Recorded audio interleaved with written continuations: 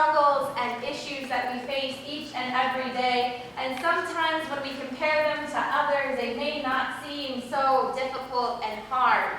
Yet every struggle, every difficulty is important, is worth praying for and helping one another through.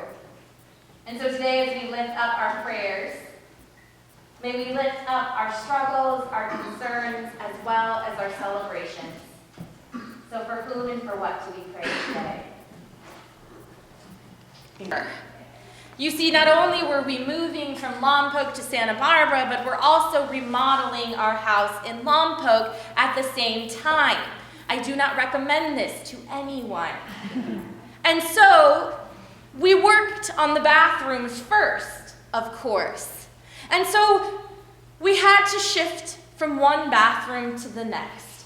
Thankfully, we had 2 bathrooms, but it could become a problem if 2 people or more wanted to use the bathroom at the same time because one toilet sat in the tub and the other in the bathroom with no sink and a shower. That sort of worked. And so we would find ourselves shuffling back and forth, hoping that we would be able to shower for the day. And unbeknownst to us, we also had a gargantuan clog in our plumbing. So not only did we only have one option to shower, but suddenly the hallway started to flood. That was not the shower that was working, but was a few feet away. So thankfully we figured that out before the whole house was flooded. Moving and remodeling could be a stinky endeavor. I have to admit that I did not get the great genes of aromatic pleasantries during athletic working. And so, moving boxes and remodeling houses could become a quite aromatic endeavor. And of course, the day we finally could get the keys to the house in Santa Barbara, the day we finally could move the stuff from our house into the truck and from the truck into the house, it was raining. It's wonderful. And of course, the moment when we got the truck right where we needed it in Santa Barbara, we got the keys, we pulled down the ramp to empty it out, it started to pour. You couldn't tell what was sweat and what was rain. It sounds silly and we laugh, but for many people in our community, being able to take a shower is not even that easy. Imagine that. Imagine for yourself if you could not take a shower for days. You could not clean your clothes. You could not brush your teeth. You could not be clean. And it's not so simple. You can't exactly just go into a hotel or into a business and find yourself a public shower. And in fact, it's kind of a not very glamorous thing to have a public shower. Many groups who, for example, the bathhouse in Chapala Street or showers by the beach that surfers could, wash off. We have many of those down in Orange County. Many of those are disappearing because, God forbid, those without homes are using them as their shower. Because that's all there is. So what does this all have to do with John's gospel, with the vine and abiding in God and love? This verse, when you first read it, it's one of those that can make you kind of feel a little itchy. Like, who are you, Jesus, to tell me what to do? It could seem a little legalistic even. Commandments, I have to follow commandments. and trees are getting pruned and trees are getting burned. We're in a drought, Jesus. We need all the trees we can get. But if you read between the lines, you find that what Jesus is calling the disciples and those gathered hearing these words is to love. Earlier on in the Gospels, Pharisees try to corner Jesus and say, what is the greatest commandment in all of the commandments? And Jesus responds, love God and love your neighbor. Love. Love, living a life of love, is what it's all about. And so it's interesting that the same Greek root, when Jesus says, if you follow my commandments, your joy will be made complete. If you love one another, your joy will be made complete. So it's interesting that the same root in Greek for joy is the same root in Greek for grace. The same root for joy is the same root for grace. I think love and grace are intrinsically connected. Jesus is not talking about happiness. He's talking about a radical way of looking at each other and looking at ourselves, giving ourselves a little grace. I am probably the worst person at giving myself a little grace. In fact, when we talk about that whole stinky thing, my wife, I told her, tell me, if I smell, I want to know. Like, can you please let me know? And she hates it because she thinks that I'm going to be angry at her. But sometimes we stink. And not just in a BO sense. Sometimes there are things about us and in us that are not very palatable. And we try and hide them and keep them away and protect them for fear that if people knew or found out or got a good whiff of what that is and who we really are, they wouldn't love us. But love and grace, like kindred spirits, go together. That love is about looking at someone in all of their stinkiness, in all of their brokenness, in all of their good and icky parts,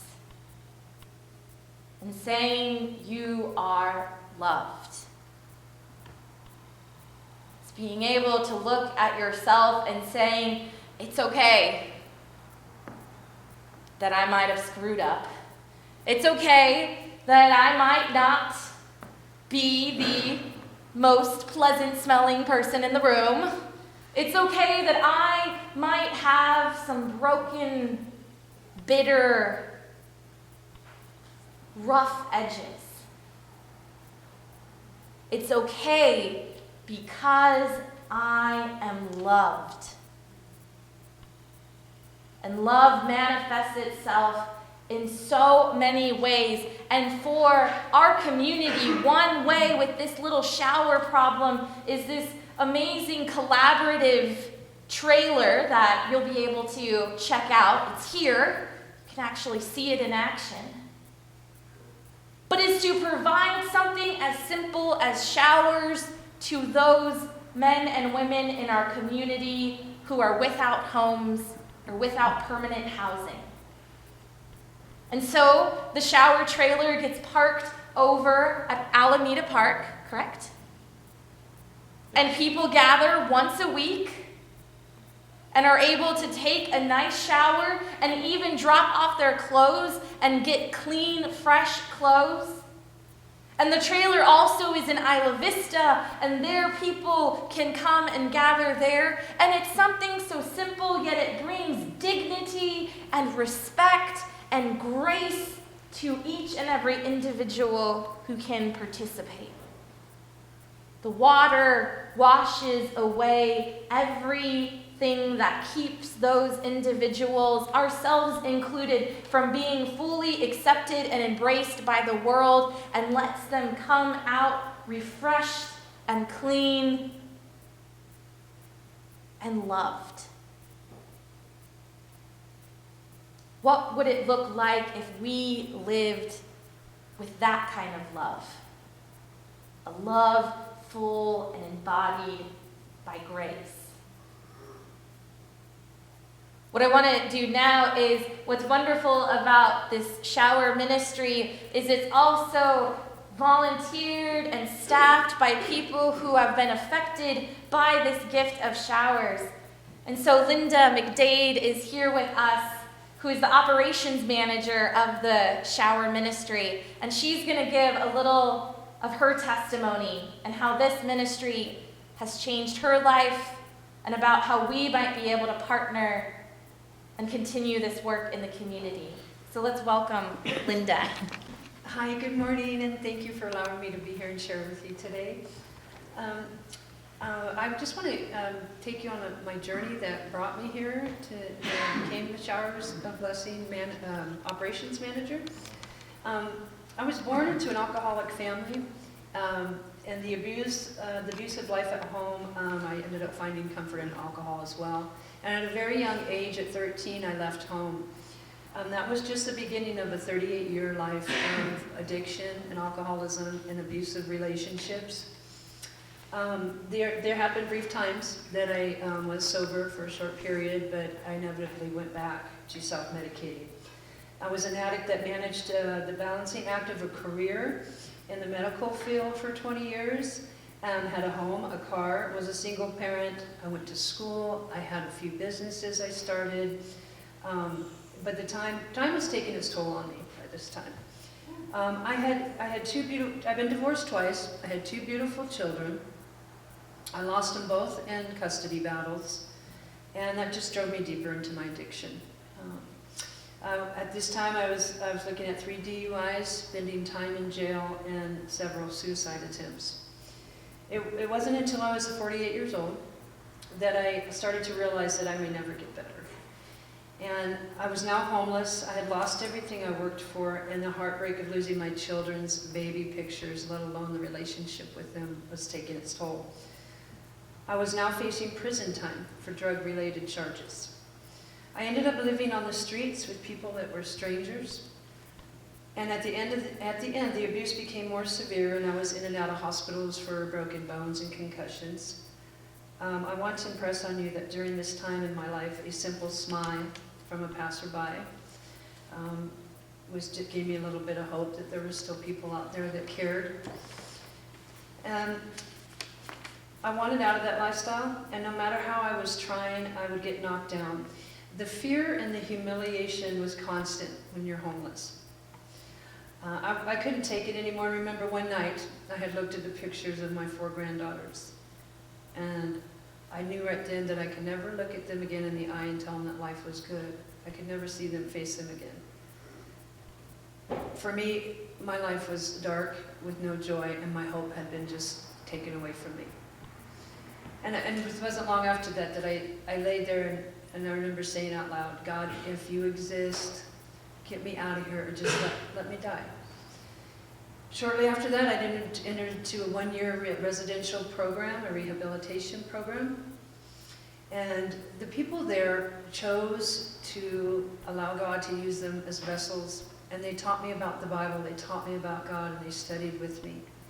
And I found out that God forgave me for the things that I did to myself and my family. Then came the opportunity, 2 days after I had finished my year-long program of the Showers of Blessing, and I was hired as the operations manager. And I remember praying before I left that Bethel house. I remember praying, God, I want to be around pastors and believers, and I want to give back to the community. And I got this job. It was awesome. The people there that made the Showers of Blessing possible showed me love and patience. And now I've been blessed through the grace of God to be able to watch the expressions of our guests when they come out of the shower, saying, I feel like a new person. We had one person that was able to go on an interview for the first time in a long time because she got cleaned up. And there's many, many testimonies about just how good this ministry is and how much it helps people. My hope is that you'll be able to share this with me. I have never found anything that brings me so much joy into helping and giving back to the community. So I want to thank you this morning for allowing me to share this with you. And so I want to give you an opportunity to share. The little leaves that you were handed out, what I invite each of you to do is to think about a struggle in your own life or something that maybe is a little stinky that you wouldn't want someone to know or find out for fear of losing that love. And I want you to give yourself a little grace. So on that card, I want you to write a little phrase, a word of love to you. And then if you feel comfortable, to bring that up and to tie it to one of the branches of the trees. Now these branches are stronger than they look, so feel free to yank one down, but not too quickly because you might take the whole top of the tree with you. But if you, at this time, we're going to play some music, some of the hymn we're going to be singing next. If you can write a word to yourself, and if it's too difficult to write a word to yourself, think of someone in your life who is really struggling, who needs a little grace in their life. And write a word or a phrase of encouragement and love. Amen?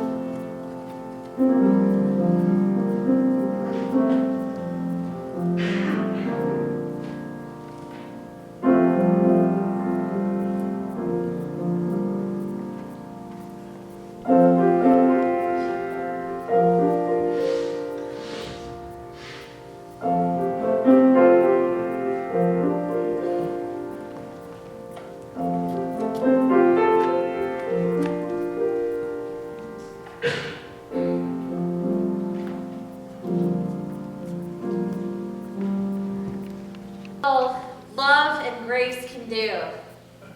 Makes it a little less scary. Makes it even a little beautiful.